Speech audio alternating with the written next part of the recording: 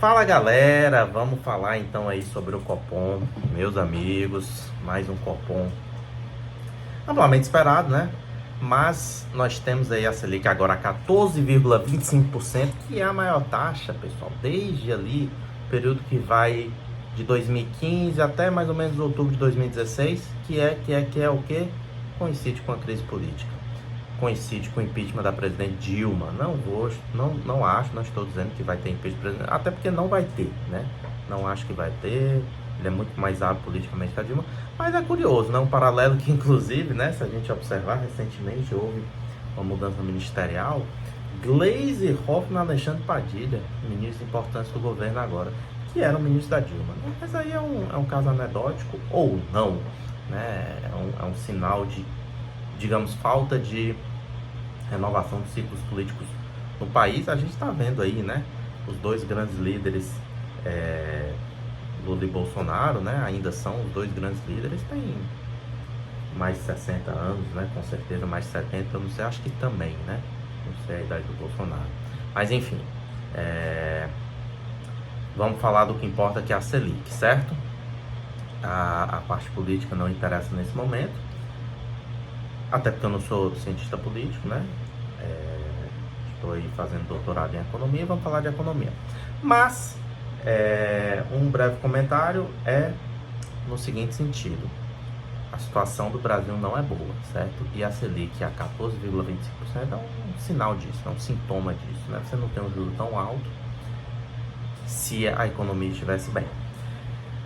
Inclusive, né, falei na Gleisi, estou curioso para saber o que ela diz. Já é a segunda reunião cujo presidente do BC, né, e do Copom é o Galípolo, foi indicado pelo presidente Lula. De toda a diretoria, que não é apenas o presidente que vota, né, toda a diretoria, toda a composição do comitê, né, os diretores do Banco Central, além do presidente, votam, 7 votos. Se eu não me engano, 6 foram indicados pelo Lula. Então, assim, uma decisão quase unânime de indicados do governo, aprovados pelo Senado, processo constitucional normal, beleza? Mas vamos falar do que importa. Pessoal, primeiro, por que aumentar os juros, né? Qual é a justificativa disso? Existe o fenômeno da inflação, certo? Que é um aumento generalizado de preços, certo? A inflação, ela pode ocorrer de várias maneiras. Pode ser inflação de demanda, pode ser inflação por meio do aumento dos custos, pode ser uma inflação proveniente do déficit público, e normalmente acontece uma mistura de cada uma dessas inflações, nunca é uma coisa só, né? Então no Brasil nós temos vários desses motivos. Nós temos déficit público, nós tivemos desde a pandemia uma quebra na cadeia de produção mundial, inclusive, que provocou aumento de custos. Nós temos também uma demanda muito aquecida por conta aí de transferências diretas do governo, por conta de ampliação de crédito em alguns setores, por conta de vários programas de transferência de renda que são meritórios, né, em alguma medida. E nós tivemos também aí um aquecimento dos gastos do governo, que também são um fator importante na economia, né? O governo, ele também é um grande agente econômico, ainda mais no Brasil, certo? Então, isso aí, consumo das famílias, consumo do governo, deu uma demanda até talvez acima da capacidade do Brasil. Muitos economistas falam no PIB potencial de 1 a 1,5%, então a gente está crescendo 3 e pouco, está bem acima do potencial. É uma pena, né? Mas essa é a verdade. O PIB potencial do Brasil não ultrapassa 1,5%, e para isso a gente precisa de produtividade, etc. E o que é que os juros têm a ver com isso, Matheus? O que é que a inflação no que a inflação é afetada pela taxa Selic? O que é que os juros colaboram? Por que ela está tão alta? Pessoal, a explicação é simples. Se a inflação é o aumento generalizado dos preços da economia, os juros são o custo do dinheiro, certo? Então, os juros é algo que o banco ou uma pessoa física, né, cobra para emprestar aquele dinheiro, né? Ninguém vai emprestar dinheiro de graça. Ah, eu tenho aqui R$1 milhão, vou te dar. Daqui a 1 ano tu me devolve 1 milhão, e a inflação comendo solta. Só se for de pai para filho, e um pai muito bondoso, né? Mas na vida real não existe isso. Então existe um preço, que são os juros, certo? Quando você aumenta os juros, o crédito fica mais caro. Então você que vai financiar um apartamento, Você que está pensando em financiar um carro, você vai pensar duas vezes, né? Porra, desculpa, né? Mas, poxa, eu ia pagar aqui, sei lá, um apartamento de 1 milhão, pegar uma taxazinha de 12%, né? Eu ia pagar ali 120 mil de juros, né? Agora eu vou pagar 140 mil, já pesa mais, né? Analisando assim uma diferença de 12 para 14%, né? Que foi recente, né? A gente estava com uma taxa dessa. Óbvio que o juro no Brasil é mais alto, né? Eu peguei o financiamento imobiliário que é um dos mais baixos. Segue, maior do que a Selic, né? Mas segue mais ou menos ali. Então, assim, reduz, né? Uma empresa que está pensando em investir, está pensando em construir uma nova fábrica, normalmente ela não tem recurso próprio para isso, ela vai se captar no mercado, ela vai pagar um juro mais alto, ela vai pensar duas vezes. Então, quando você aumenta os juros, você reduz o consumo, né? O cara vai comprar uma geladeira no crediário, ele vai pensar duas vezes. Você reduz os investimentos, essa empresa que vai expandir, fazer uma nova fábrica, você dá uma segurada na produção, dá uma segurada nos investimentos.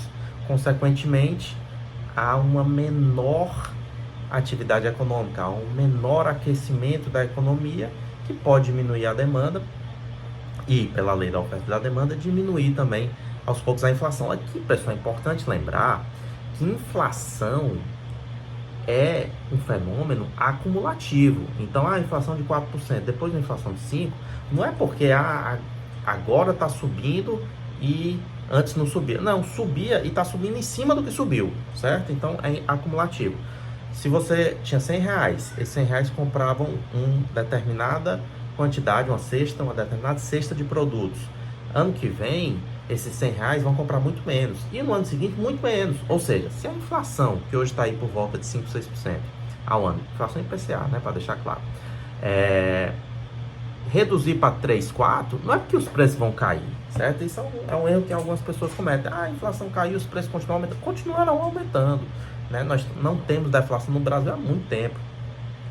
Então, o que o Banco Central está tentando com esse aumento de Selic é apenas reduzir o ritmo da inflação.